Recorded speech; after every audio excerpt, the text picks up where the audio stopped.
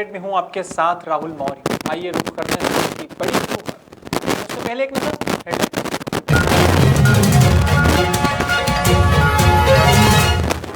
मंत्री विश्वास सारंग की मीडिया से बातचीत। मंत्री सारंग बोले, प्रदेश में योग से निरोग की होगी शुरुआत।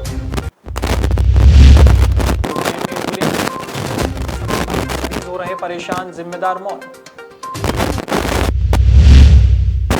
संग्रहालय को मिले नो एनिमल एक्सचेंज प्रक्रिया के तहत मिले नो एनिमल। मनावर में अधिकारी के अधिकार का रुतबा। व्यवहार, फल से भरा ठेला रोड पर पलटा। बीते दिन चिकित्सा शिक्षा मंत्री विश्वास सारंग ने मीडिया से बातचीत की। मंत्री सारंग ने मीडिया से बात करते हुए बताया, योग से निरोग शिवराज सिंह चौहान शुरुआत करेंगे, जिसके तहत कोविड के मरीजों पर योग के माध्यम से काम किया जाएगा। वहीं मंत्री सारंग ने 4 है। साथ ही सरकारी और गैर सरकारी अस्पतालों में सहित टेस्टिंग को बढ़ावा दिया जा रहा है। इतना ही नहीं, ऑक्सीजन के उसके लिए ग्रीन कॉरिडोर बनाया जा रहा है। सुनिए मंत्री सारंग का ये बयान। मैं माननीय मुख्यमंत्री जी ने होम आइसोलेशन और कोविड केयर सेंटर को लेकर विशेष प्रयास मध्य प्रदेश में किए हैं। होम आइसोलेशन में जैसा मैंने बताया कि हमारे अधिकतर मरीज होम आइसोलेशन में हैं, पर वो होम आइसोलेशन में रहने के बाद भी हमारे कोविड कमांड सेंटर के माध्यम से उन मरीजों के कम से कम 2 बार उनसे बातचीत होती है। उनकी क्लिनिकल कंडीशन क्या है, उनको कोई तकलीफ तो नहीं है, उनकी तबीयत कैसी है, इसके बारे में तो डॉक्टर्स जानकारी लेते ही हैं।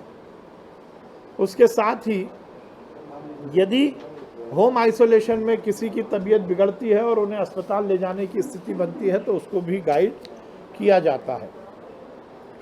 होम आइसोलेशन और कोविड कमांड सेंटर में और सुव्यवस्थित व्यवस्था के लिए देश में पहली बार कल माननीय मुख्यमंत्री जी एक नए कार्यक्रम की शुरुआत कर रहे हैं, जो है योग से निरोग। विगत दिन उच्च शिक्षा मंत्री डॉक्टर मोहन यादव, सांसद अनिल फिरोजिया और बहादुर सिंह बोरमुंडला ने संसाधन की कमी से जूझ रहे तराना का निरीक्षण किया और समीक्षा बैठक ली। साथ ही अस्पताल में भर्ती मरीजों का हाल भी जाना और वहां मौजूद डॉक्टर्स से व्यवस्थाओं को लेकर जानकारी ली। इस मौके पर तराना थाना प्रभारी संजय मंडलोई को लॉकडाउन के पालन हेतु विशेष दिशा निर्देश दिए गए।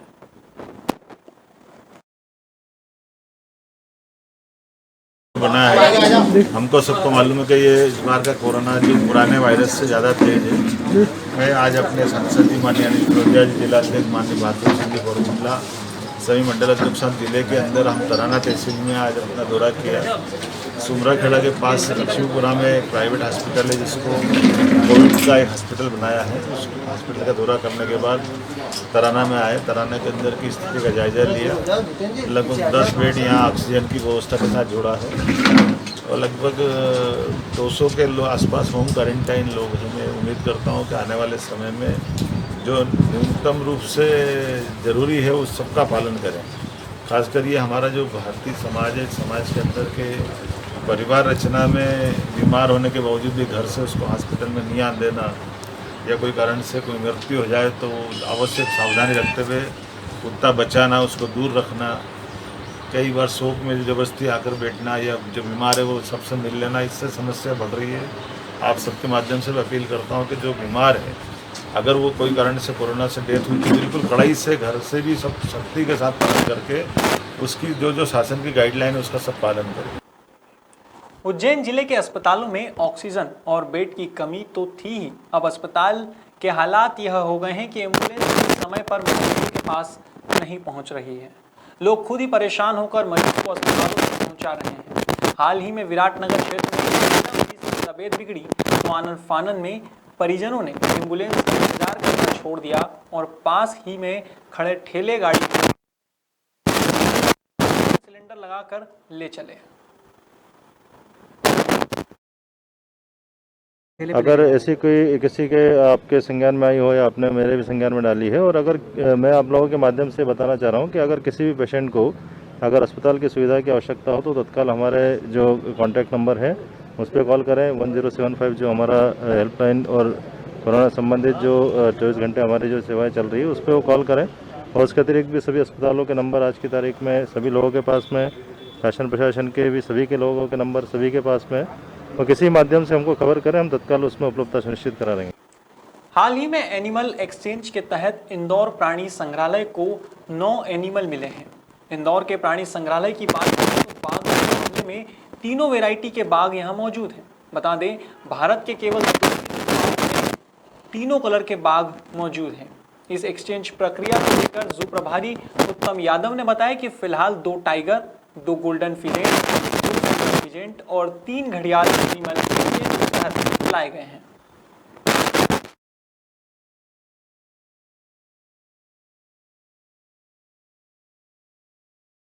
जी बिल्कुल, जो नया मेहमान आया वो काफ़ी यूनिक है अपने आप में, जिसको हम लोग ब्लैक टाइगर या मेलानिस्टिक टाइगर बोलते हैं। और दूसरी खूबी ये है कि हिंदुस्तान के सिर्फ नंदनकानन जू और इंदौर जू में देखने को मिलेगा।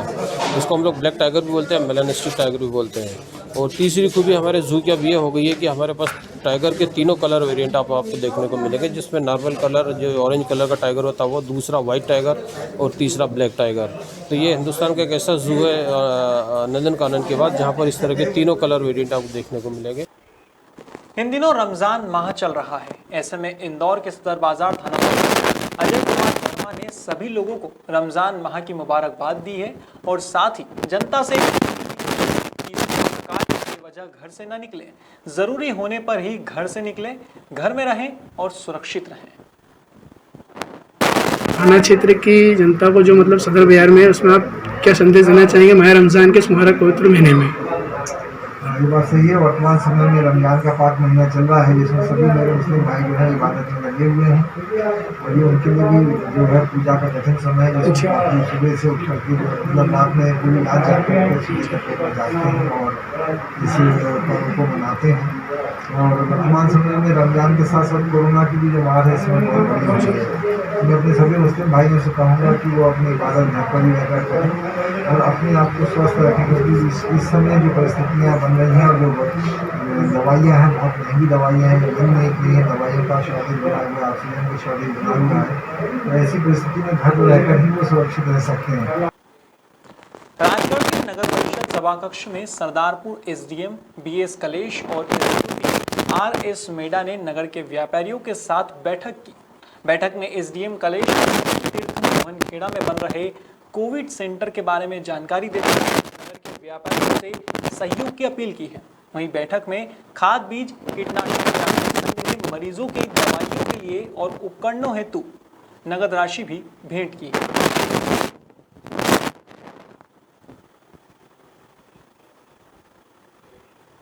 बड़वानी की राजपुर तहसील के सावरदा गांव में रहने वाले भरतिया के लड़के ने छोटी कसरावत स्थित नर्मदा पुल पर छलांग लगाकर जान देने का प्रयास किया। बताया जा रहा है कि छलांग लगाने वाला व्यक्ति मानसिक रोगी है और उसे वक्त रहते बचा लिया गया है।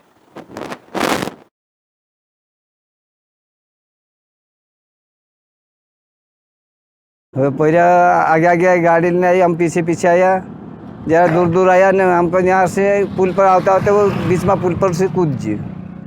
क्या गाड़ी खड़ी करके? गाड़ी खड़ी करके और चप्पल निकाल के कूद के बीच में जाके। फिर क्या हुआ? वो ये पास में वाला नाड़ा ले गया और नाड़ा डाली, उसको पकड़ लिया, वो नाड़ा पकड़ ले दो वो। हाँ, फिर नाव वालों ने बचा लिया? हाँ, बचा लिया। कहाँ जा रहे थे? कहीं नहीं, हम तो पीछे पीछे वो बल्सू से भागे ना आई रहे, तो वो हम पीछे पीछे आ ही रहता है।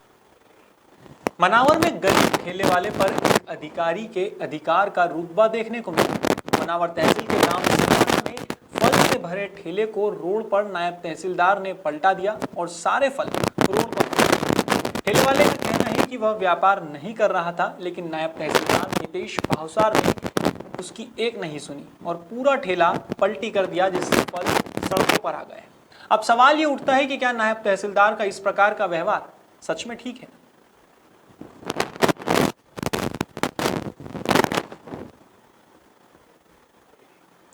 फिलहाल खबरों में इतना ही। देश और दुनिया की तमाम खबरों के लिए देखते रहिए खबर 100, जनता की बुलंद आवाज।